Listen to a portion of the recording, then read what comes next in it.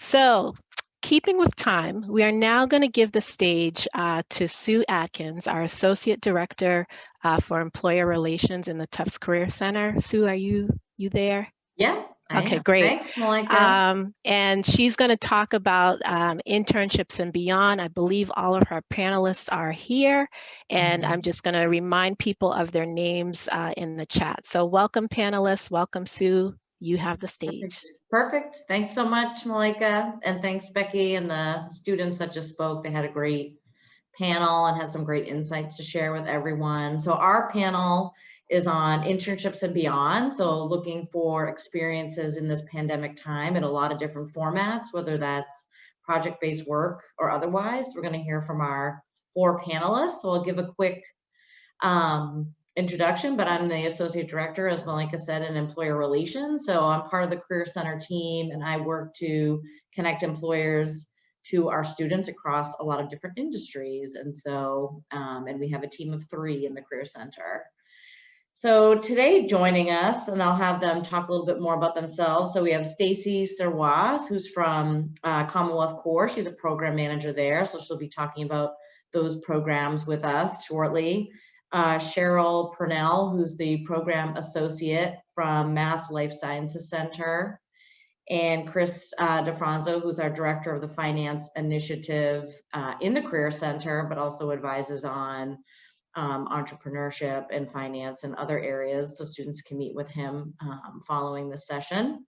And we'll be talking about the Forage Virtual Work Experience program that launched last year. So I can talk a little bit more about that.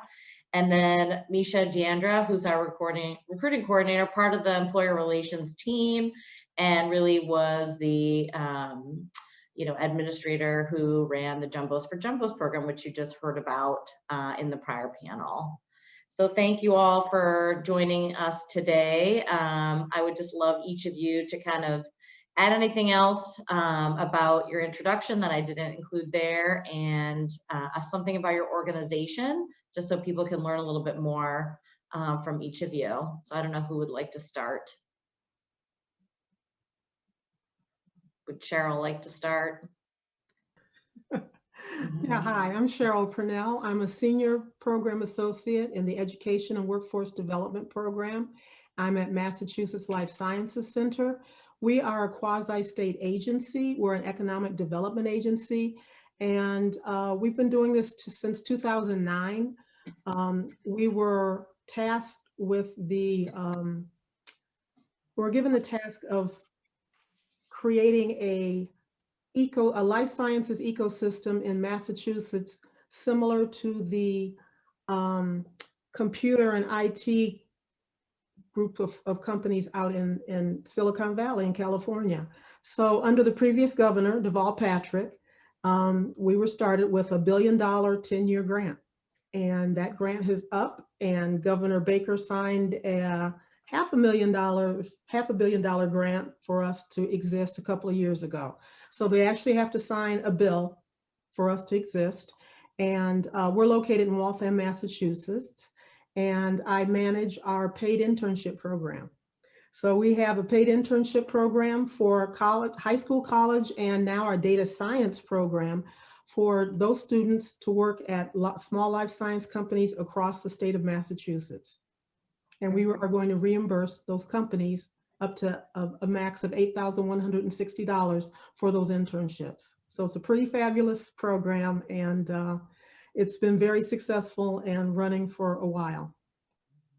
Great, thanks, Cheryl. Stacy, would you like to go next? Sure, yeah. Hi, everyone. My name is Stacey Soray. I'm the Commonwealth Core Program Manager at the Massachusetts Service Alliance. Massachusetts Service Alliance, we're based in Boston, but we're all over the state, and we are the state commission on service and volunteerism, which means we do a lot of different things around engaging people in their communities, supporting organizations, and building out their volunteer programming. And my role at MSA, Mass Service Alliance, is to manage a program called Commonwealth Core, which is a service internship that I'm sure I'll share lots more about later, but basically engages Massachusetts residents of all ages, backgrounds, identities in direct service to their community by placing them at a nonprofit agency in Massachusetts. And I think that's all I'll share right now. Does that sound good? Perfect. Yeah, that sounds great. Thank you. Chris, would you like to go next? Sure. So I am Chris Fronzo. So I am, as Sue touched on, the director of the Tufts Finance Initiative. Fancy way of saying I help students interested in finance, consulting, business, and entrepreneurship find internships and full-time jobs. A little bit of background: double jumbo, mechanical engineering undergrad, engineering management masters. Spent time in tech and spent time in hospitality, spent time as a consultant, spent time in finance. And so you can kind of see why I have the specialty that I have. So that's kind of my story. And as we touched on, yeah, if anybody does have questions in that area, you can always jump right into my calendar via handshake. So I'm always happy to talk to folks. Great, thanks, Chris. And Misha, last but not least. Yeah, as Sue mentioned, I'm part of her team on employer relations. I mainly work with employers to bring them to campus in non-COVID times, virtually in COVID times, to have meaningful and value-added impact and engagements with our employers for future opportunities. I also managed our Jumbos4Jumbos initiative this past summer that connected alums with opportunities, experiential learning opportunities for students who were impacted by COVID. Fantastic. Thank you, everybody, for just giving a little bit of a snippet of your organizations. That's really helpful in your roles. Obviously, experience takes lots of different shapes and forms, and I think that's why all of you are here on this panel. I'd love to dive in a little bit deeper now and kind of learn about what are some of the main features of the programs that you're here to talk about, and what's the eligibility of that, and also maybe just a little bit about, you know, the skills that you think a student will gain through those experiences. And I know that's a lot. And who would like to start? Anyone excited to jump in there? I can start. Great. Our program for college students is the Internship Challenge program, and we actually have a database of our own, and you apply through the database, and that was even before COVID. You apply by uploading a copy of your cover letter, a resume, and a picture of your student ID or a copy of an unofficial transcript. Do not send me an official one. I'm the only one that's going to see it. And if you have fabulous grades, like I tell people, make sure you let people know about it in your cover letter and your resume, because the employers will not see your eligibility document. I'm the only one that sees it. So we have companies, small life science companies across the state. There have to be 100 employees or less within Massachusetts. They can be part of a larger company, but they can be no more, it can be no more than 250 employees total. And they must do business in Massachusetts, and they have to apply, and they must be a life sciences company. So we make sure that the company is actually a life science company. They've got some state certificates that they have to submit in their application. And one, just make sure that they're paying taxes in the state. So once we make sure of that, they're allowed into the database, where they can thereby do a keyword search. They can do it by skills, by school, by year, by your name, and they can look for interns that have the skills that they might need for doing their research or a project, or producing something. So the companies will talk to the students directly. We just have the database. We're a small organization. We have at the most 20 positions, and right now they're not even all filled. So I think we needed a lawyer. Our lawyer retired in September. So the companies will contact a student directly. They will interview them about what type of internship they have to offer. Maybe ask the student about what classes or skills they have. And if hired, the student will be paid directly by the company for that internship.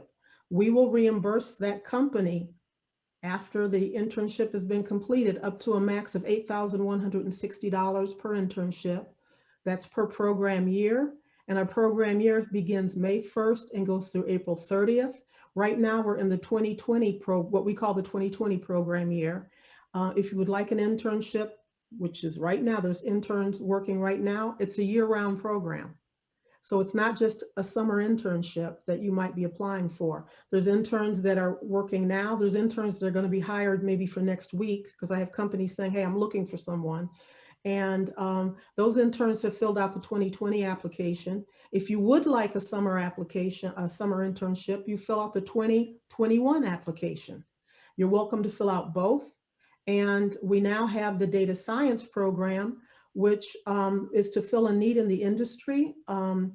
And for data scientists, those interns can be, it's not even connected to when they were in school, because the Internship Challenge program, you're eligible because you attend a Massachusetts school, or you're a Mass resident and you attend school anywhere around the world. And you're eligible up until a year after graduation through a master's program, up until a year after that program. So your first internship may take place the summer after your freshman year, but you apply in February because the companies are on there looking now for those interns. And if they don't see what type of intern or the skills that they need, they start contacting me. And you see where I am, I'm with you. So what happens is they're like calling or they're emailing. I usually get off of one of these Zoom calls and someone is saying, do you have an accounting intern? Do you have an engineer? And the internships can take on a full range of majors. You do not have to be the biologist and the chemist. They need the engineer. They need someone in finance. They might need someone to set up and manage their social media. They might need marketing people. So there's a full range of life science companies, and they're looking for a full range of majors. The life science companies can be, some of them are studying Alzheimer's and cancer. Some of them are making robotics. Some of them are creating medical devices. Massachusetts is #1 in the country for their medical device companies. We've got a lot of medical device companies. We have a lot of drug discovery, a lot of pharmaceuticals, and these are companies that they're startups. They're with a lot of young new ideas. They're doing some groundbreaking science. If you're into that, this is the place to be. Stay in Massachusetts. Stay with us, people, because we need you here. And what we're also looking for is these companies are helping feed, they're helping to feed pharmaceuticals and some interesting discoveries and maybe cures to some of the medical issues to our medical infrastructure here in Massachusetts, which is unlike any that I've seen. I'm not from here. I'm from Indiana. I'm from where Notre Dame is. I'm from South Bend, Indiana. I left in 19 and came out this way. So I've been here a while, and the medical infrastructure is incredible here. We used to take my son to Children's Hospital, and we would pull up, and usually there would be, like a limo from, somebody would get out wearing an outfit from a total different country, and they're bringing their children here halfway around the world to be cured.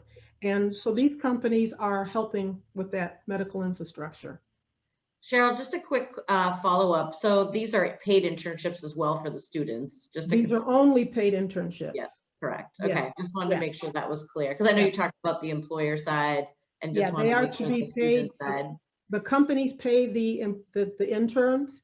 We will reimburse up to $17 an hour. Mm-hmm. The companies, I've seen them pay less and I've seen them pay more. They must at least pay minimum wage, which this year is $13.50.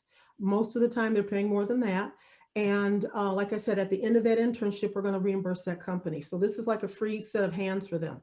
Perfect. And they are eligible to have 2 interns from a 4-year school, 2 from a community college or certificate program or adult ed program. So if you've graduated if you've left Tufts and it's been a few years and you go, I want a certificate, and you go back and get a certificate, you're eligible through that process up until a year after. So you're eligible for quite a while. The data science program, which is new, is not even tied to what school you went to. I don't even think that's a question on the application. We're looking for data scientists. We're looking for undergrad through postdoc, and those companies can be the small companies that hire them, or large research institutions. So the Internship Challenge program is just for small companies. Data science is for large research institutions or the small companies, and we reimburse at a higher rate, starting at $20 an hour, going up to $40 an hour. Okay. And those internships should be for 6 months, and they are on a more, they're a more stringent level. We actually will review those the applications before we allow them in our database. And then we actually look at the internship job description and make sure that is on the level that we're looking at also. Because if a company is just looking for you to have Microsoft Word skills, that's not what we're looking for. We're talking about machine learning and statistical analysis. And, you know, so we're looking for some higher level, more stringent, more rigorous internships. Great. Perfect. And your application is good for 6 months. So if you're not selected, you go in, you renew it, and you can renew it for another 6 months. You can always go back in and see your application. You're going to fill out a profile first. So the database will send you an application saying, fill out the application and upload those 3 documents that I asked for. And if you don't see that email, it's because it got caught in your junk box. So go look in your junk box or your spam filter, get that out, go back in, because if you don't finish your application, nobody sees it but me. And that application is in our Smart Simple database. It is not in Handshake. Do not apply to Handshake. No one's looking for you in Handshake from our organization or from the more than 300 companies that are in our database. They're going to be looking for you in our database. Sure. Great. All right. Thank you. Stacy, would you like to go next? Sure, yeah. So as I mentioned, I manage a program called Commonwealth Core, which I can tell you a little bit about. What I'll also add is at Mass Service Alliance, we oversee all of this AmeriCorps programs that are run at the state level in Massachusetts. So if you've ever heard of AmeriCorps, maybe you've heard of Peace Corps. AmeriCorps is sort of the domestic version of that. So we're really talking about service to your community, doing a year of service. We call it a service internship because it has very much an internship feel. You were placed at a specifically for Commonwealth Core, I'm going to talk about now, which is the program I manage.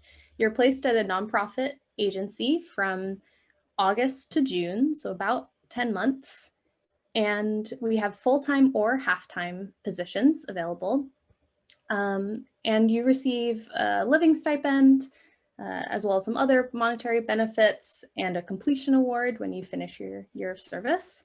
And a big benefit of it, and sort of getting to your question around, you know, the skills you'll gain, is you're going to get a lot of professional development and training through this experience. It's almost like half professional development, half direct service. So you're gaining really, you know, hands-on experience with a nonprofit agency while also participating in training with our program. So we place, right now we have 40 Commonwealth Core members, call them members, all across the state. And they're in the areas of education, youth development, economic opportunity, and health and nutrition. So those are our sort of focuses within the nonprofit sector. And they're doing a lot of different things. They're career coaches within a workforce development agency. They are helping out with an after-school program. They're doing outreach around food justice and working within food pantries. So when you apply to our program, you pick the agency that you would be serving with and apply directly through them. We support the process, but it's really finding an experience that is going to be really interesting and engaging for you. In terms of eligibility, you have to be residing in Massachusetts, which as a student at a Massachusetts institution, you would qualify. You have to be at least 18 years of age or older. We have actually a pretty broad age range in our program. And you have to have legal authorization to work in the US, but we often have members who have CPT or OPT status and are serving within our program. And I think I'll leave it at that. Any follow-up questions, Susan? Anything that I should No, cover? No, that's great. Perfect. Lots of variety, it sounds like, in terms of the program, which is great, across a lot of industry sectors and kind of experience ranges. So that's amazing. For sure. I'll post our website in the chat too, so people can check that out. No, that's great. All right, Chris. So yeah, so happy to jump in. Actually, what's interesting is I just want to pause for 2 seconds. Yeah. On tangent, because I do that. Everybody who works with me knows I do that. So Cheryl, that's super awesome. Like, so my first job ever was because there was a program like yours that actually funded the employer, and so I was like, I cost $0 to the employer, and the program that I was part of was specifically for kids with high financial needs. So I was a Tufts student, full financial aid. And so I actually got a job. I got my driver's license in April 15th. And then 3 weeks later, I got a job driving a company car for a bank because I was being paid through the program. But it got me an opportunity to actually get a real job, you know, from that, you know, when I was in high school. So it was like, so programs like that are like super huge, awesome. So I heard that and I literally was having flashbacks and super excited. But I digress. So I'm actually here today not to talk about what I did as my first job, but to talk about the Forage program. So Tufts partnered with Forage about a year ago.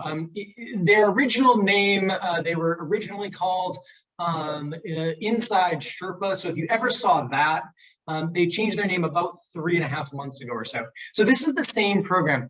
They changed the name obviously because, well, for a number of reasons. One, cultural appropriation, wrong way to go about that. They've been around for years and years. But more importantly, it wasn't that they wanted to show that you were going to be exploring and you were going to be looking and searching, and kind of the going out in the woods and foraging is kind of their thought process in changing their name. But they are the same organization. So if you saw the old name, you know it's still them. So what are they and what do they do? Well, they have these things called virtual work experiences. And so it really kind of fit in. And what's funny is we decided to partner with them December before COVID. Right, so we were actually, this is kind of BC, if you will, so before this whole thing kind of happened, and we got them on board in January, and then when everything went crazy and everybody went virtual, it was super lucky in terms of the timing. So the way that their program works is they're actually virtual training programs. So they're virtual work experiences.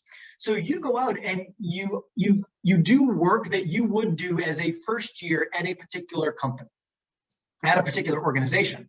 And it gives you an opportunity to kind of experience that first year and some of the projects you might do. The advantage is that you have an understanding of what you're walking into. Another advantage is that you have something to put on your resume. And then a third advantage is these projects are not put together by Forage.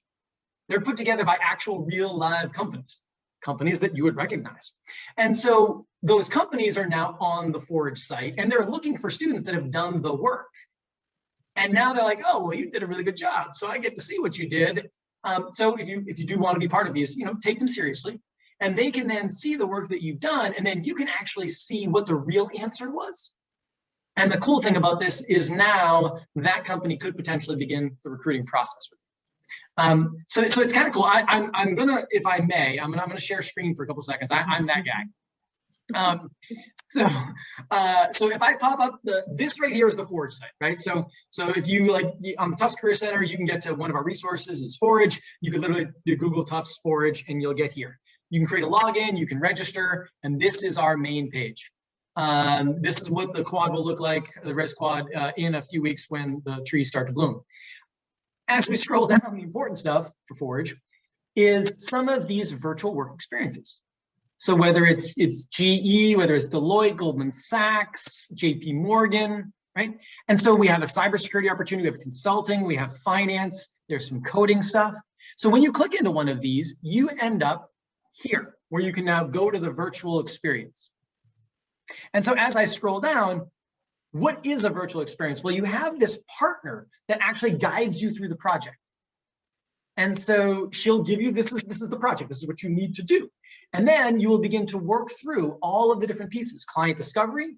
So there's some critical thinking and some research you need to do off in the industry. And these projects take 5 or 6 hours for you to go through. So it is, there are a number of steps. Not each one takes 5 or 6 hours, the whole project. And then you submit your results, whether you're designing a business case, doing additional considerations, when you're defining the project approach, and so on and so forth. As you're doing this, you're submitting your results, and then you're seeing what they actually did, because these are real life projects that these companies have. You can then see, oh, this is what they did, and this is what I did. How did it compare, and what did you learn from it? Sometimes you actually get to add follow-up depending on the project. And again, this is stuff that the folks at the firm can actually see. And so this is the one for cybersecurity, right? And so it's actually kind of super interesting. And you can look about, doing some social engineering investigation, because that's pretty much how they get us, right? Most systems are relatively secure, but then there's us. We're the weak link. We're the ones clicking that link going, oh yeah, you mean I can get free money? And that's how people get into the systems, right? So that's kind of the interesting thing. So not only are you learning what you're gonna be doing as a new person in this role, you're also getting the opportunity to maybe network with companies, potentially get an opportunity, and have resume stuff when you're not really doing much. Maybe you're taking a class over the summer or something like that. So that's the idea of Forage. And so I'll stop there and see if Stu has any questions. Yeah, just quick question. I had one. So is there a defined like beginning and end date for these, or these are free flowing whenever students can come in and come out at any point in time? Super cool question. Yeah, they are free flowing. So it is a whenever. You do them on your time. And as I mentioned, you do want to make sure if you do them, and we encourage you to put the time in, because you don't want to submit something that's really just, not very good, because they can actually be seen. And so we do want to make sure that you're putting forth good work. But yes, and you'll learn a ton, but it's whenever you want to do it on your time. And no particular GPA or major, it's completely open to anyone. Completely open, yep, you're exactly right. It's awesome, great. Those are my questions for right now. I'm sure we'll have more. Students can start putting in questions in the chat if they have them. Misha, I'll turn it over to you to talk about Jumbos4Jumbos, which is our new program that we had last year. Yeah, so we launched Jumbos4Jumbos this past summer in response to COVID and a lot of internships being either canceled or just not offered as frequently. And we reached out to our alumni population, and it was a program where they could submit a project or a longer term project as well. Opportunity experiential learning for our students. And then from there, it was, you could apply on Handshake, and they were all labeled Jumbos4Jumbos. And then from there, each project was able to have an outcome for a student that had intentional learning objectives. They were structured. It promoted academic, career, and personal development. There was industry related and soft skill development. There was always going to be clear expectations and supervisor feedback, and really just a substantive professional work experience. And what was really great is it was through our alumni population. So they were really stepping up and offering these opportunities to work with our students and help our students and continue to help our students grow during these times. So we had lots of really positive feedback from the program. And really, as long as you're a student here at Tufts, you're eligible to partake. And then we are launching the new iteration of Jumbos4Jumbos soon, which will move to our the Herd platform, which is our alumni flash mentoring platform. So it's a great new home for it. And also it's really an even more transparent way to connect our alums and students with unique opportunities to really develop skills, also build their network in a time when they may not be able to.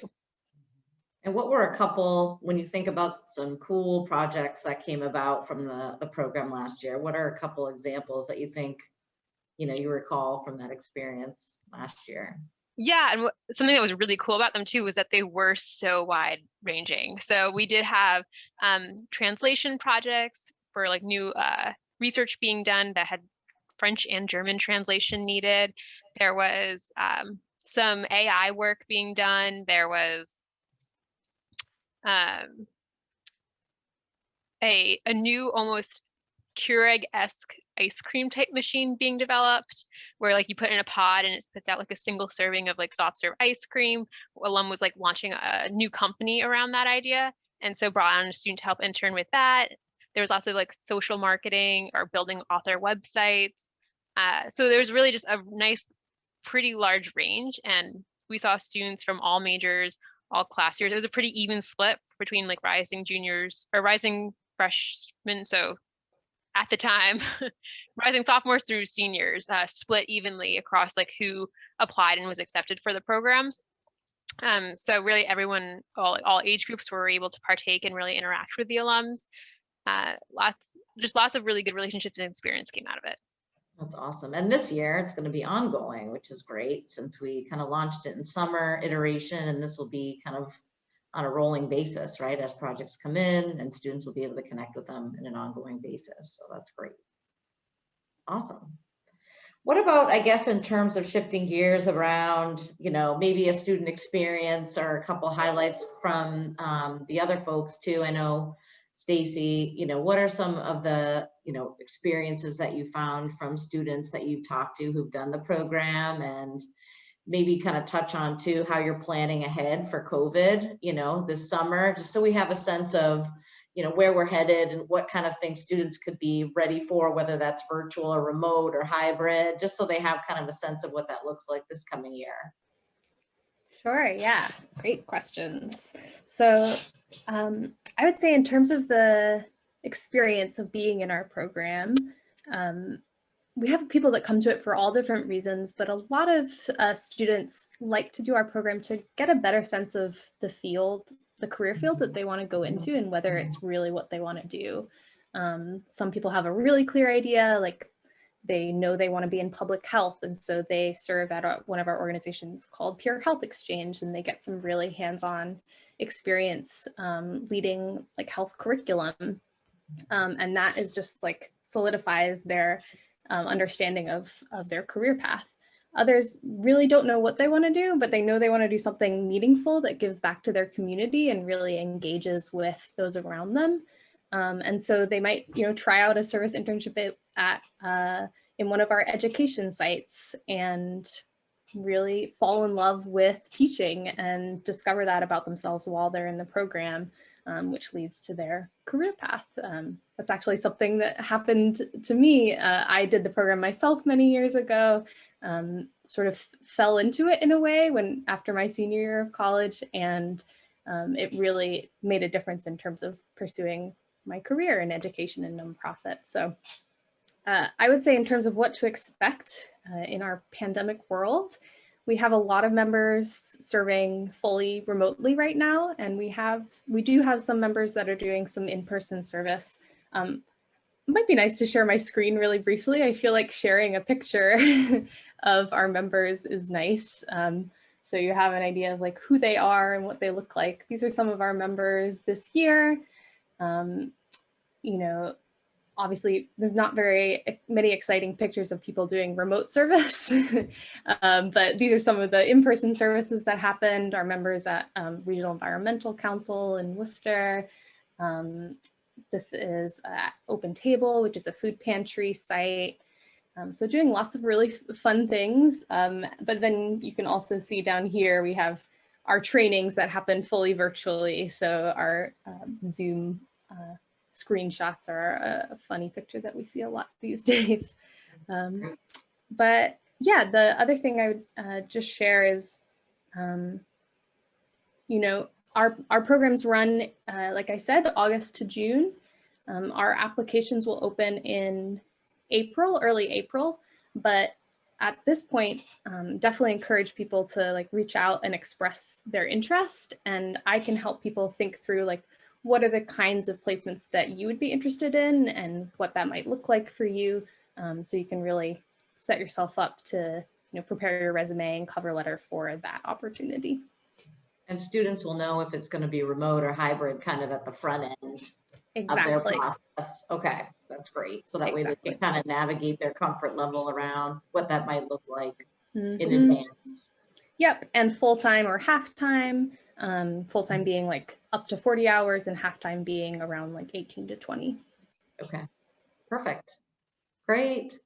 Cheryl, what's one or two examples that would you say of the experiences that you would highlight just to kind of paint a picture, and any kind of preparations as it relates to COVID around your experiences for this coming year? Right now, a lot of our internships are remote, and that's the company's desire. And some of the companies will have interns working in a lab. So they will make arrangements for interns working in a lab, and they do talk to the student about the internship during an interview.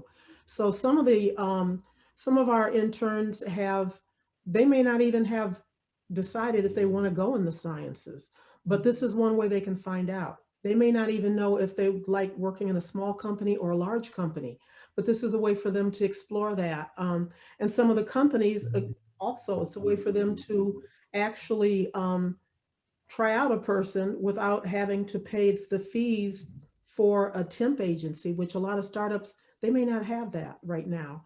The average size of these companies are 14 employees, so they're small. Sometimes there's 1 or 2 people, but they may have a range of interns from different from different groups, or like I said, they'll get 2 from a 4-year school, and we'll reimburse them for 2 more from a community college.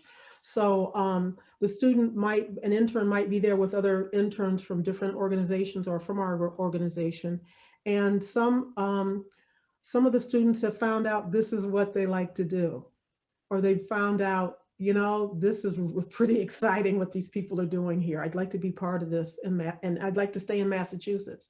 One intern was saying this allowed them to stay here. And a lot of times it allows the company to stay here also. So, and it's leading to some nice discoveries. We have a program that we started in the spring for companies that were converting their, whatever they were doing before, they converted it to make PPE, because then we were really hunting for PPE back in the spring. We now have some of the programs for companies that are looking for new COVID tests. So they're researching COVID tests. So out of this has come, out of the COVIDness of the times of 2020 has come some new companies, some new ways of doing things. This is about innovation. Our whole organization is about innovation. And just, if you look at our website, I left our links, and I left the pages for the different programs. Those are the intern-based programs, internship-based programs. We have a lot of other programs for the companies. And sometimes people have found out, I have an idea of my own. Maybe I'd like to start my own company. We actually had on an anniversary of the program, we had a get together, and we had a high school intern come in and try to locate past interns. So to invite them to the program, and found out some of them stayed, some of them are working in some of these companies, some of them started their own companies. So this can be a way to just ignite that flame of what is it that you'd like to do with your life? Is this something that like really, hits a note with you, and you'd like to be part of this? So yeah, and we used to have a whole testimonials page. If you type in testimonials in our website, you will get, it's mostly the companies. And also there's on our page for the internship program, if you scroll down near the bottom, that's where you'll see the link to apply.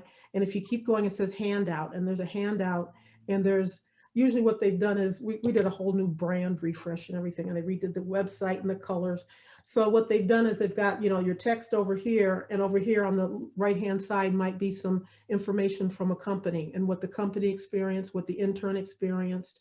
And it's been pretty positive, because the companies will send in their reimbursement documents to me, and they'll go, we had this intern and they were really great. We're going to hire them. We had this intern, we'd hire them, but they're going back to school, and I've seen companies actually hire interns when school was over. They may have hired them as an intern as a sophomore or a junior, and they can hire an intern for 2 years in a row, but that's 2 years, but that's it. After that, it's great to hire them. So once the intern graduated, the company hired them. Great. Misha and Chris, do you have anything to add about the virtual kind of COVID changes to the programs? I know that yours, Chris, is completely virtual, so that's going to stay the same, I'd imagine. No changes there, right? No changes. It was virtual before, virtual after. It works out. Perfect. Yeah, Misha. and for Jumbos4Jumbos, it was really in response to the current environment. So for now, it will continue to mostly be virtual opportunities. There were a couple that were in person, but again, it's up to the comfort and of the alum and the student whether or not that's appropriate. And just real quick, I'll go over some kind of numbers for like the scope of the program. So we had 41 unique alums step up in opportunities there were about 49 of them in total. And out of our student population, we also had 454 unique applicants for those opportunities, 65 of which were able to be hired for the Jumbos4Jumbos projects. And some were able to take on multiple projects as well. So that was really exciting. And as it moves over to the herd, it will live under the projects tab once it's launched. And from there, you'll be able to see what the opportunities are, the alums that are working with them, that have submitted them. You can look at their profiles on the herd. And then you can also see what the expectations and time length, both hours and lengthwise of the project is going to be, and submit your applications directly there. So it'll be much more streamlined and transparent. Great, perfect. So a question came in from the chat, and I want to shift into that mode since we only have about 5 minutes left of our panel today. You know, I know, Stacy, you talked about it really quickly about international students being able to access your programs. I'd love to kind of check with all the panelists around that question really quick and open it up then after that for any other student questions that come in. So Stacy, you can have folks, right, who are on CPT and OPT. That's right, based on your earlier statement. Yep, so students can do that. Chris, right, they're virtual, so international students can participate. Yep, from anywhere in the world. Yeah, fantastic. Any time of day, of course, too, which is great. Misha, I know, you know, the experience there is yes, but yeah, there's a little more nuance with it. So we would always just recommend checking in with the eye center to see if it's a case where your OPT or CPT would apply. But for the most part, as long as it's remote, it's okay. But there is some nuance there, so we do always recommend checking with the eye center. Perfect. And Cheryl, can international students apply, or they have to be mass, you know, U.S. residents? No, they're welcome to apply. It's up to the companies that hire them if they want to go any further, but they must have the visas to work in the United States. Okay. Yeah. Fantastic. But it is virtual, and you know, a lot of these are remote, but that was because of COVID. And before COVID hit, like in March, and we realized we needed to go remote, the companies had to actually have the intern work on site.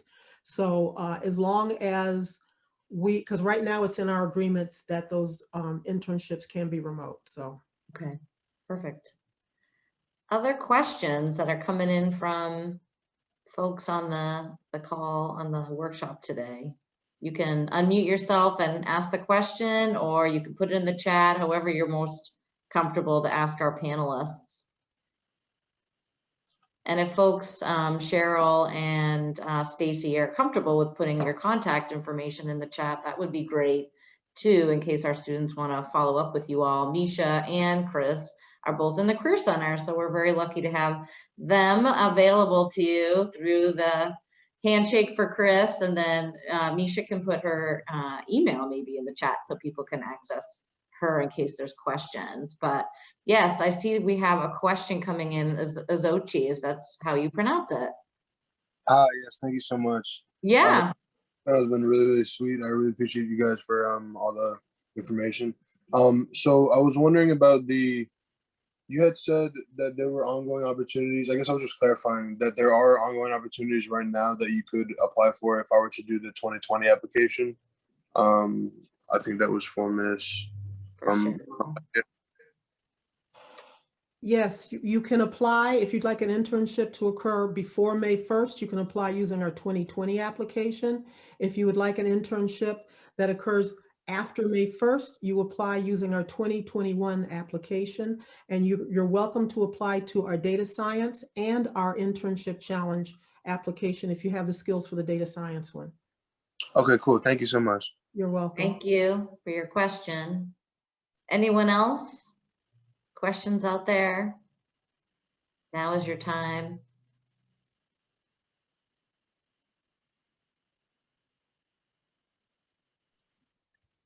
I have one question to ask the panelists about, you know, students who get a little overwhelmed by the process of kind of applying and navigating this world of different experiences, what kind of advice do you have for students just to kind of stay positive, stay motivated, and access all these resources that are at their fingertips? What kind of advice do you have? And whoever would like to start.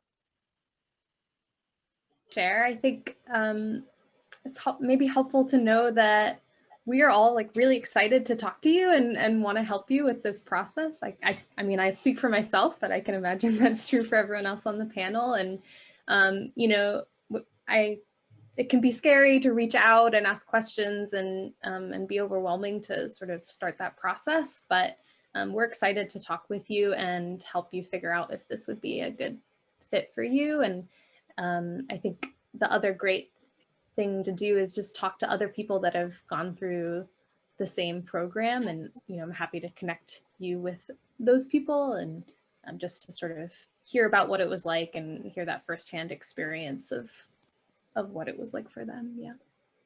Perfect. Thank you. I would suggest taking a nice deep breath. Keep breathing. I say that because I'm the person that holds her breath. I'm the person who does not like exercise classes because I'll hold my breath and you're not supposed to do that. So I'm good like to go for a walk. I would get up, I'm in an apartment complex and I keep looking this way because I'm on the, there's a window over here and there's a garage and there's a guy with a really noisy car. So every time he goes by, I'm just like, please, please just go away. So I tend to get up in the morning and go out and take a walk when it's quiet and there's nobody around. And I don't need a mask then because I don't see anybody. I don't see anybody walking dogs. I don't see anything. I used to have a dog and I enjoyed getting up and walking with my dog. Borrow your neighbor's dog and take the dog out and go for a walk. It's like the best thing, really. And I'm out here in the town that your veterinary school is in, out in Westboro, and Hopkinton State Park is over here.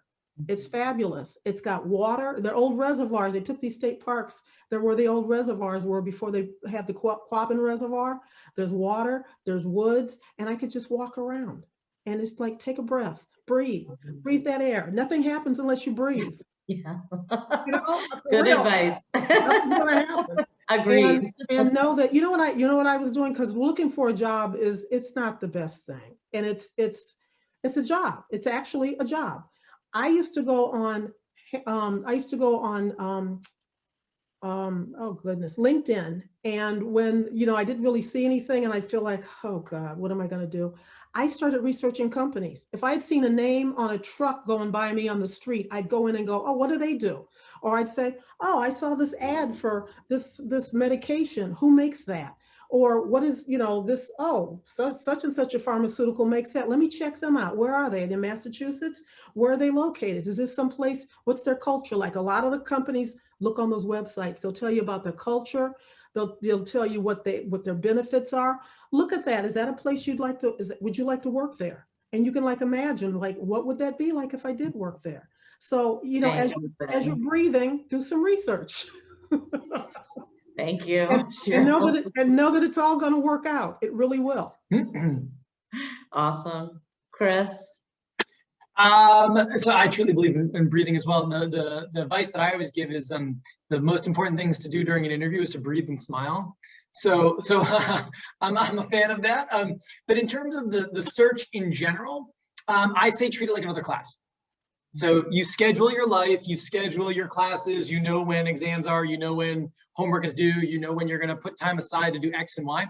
Do that each week, each day, each month, however you build your schedule, because that means it will likely get done. And if you need to adjust your schedule, you have something to trade in your calendar. If it doesn't exist in your calendar and there's nothing to trade, it just doesn't get done. So that's the way that you can kind of make sure and take it in those little bits each and every day, each and every week. And that's what makes it not seem overwhelming, but manageable. Small bites, right, along the process. Good advice, good advice. Misha, anything to add? Yeah, I would kind of just echo Chris in that it never hurts to be organized.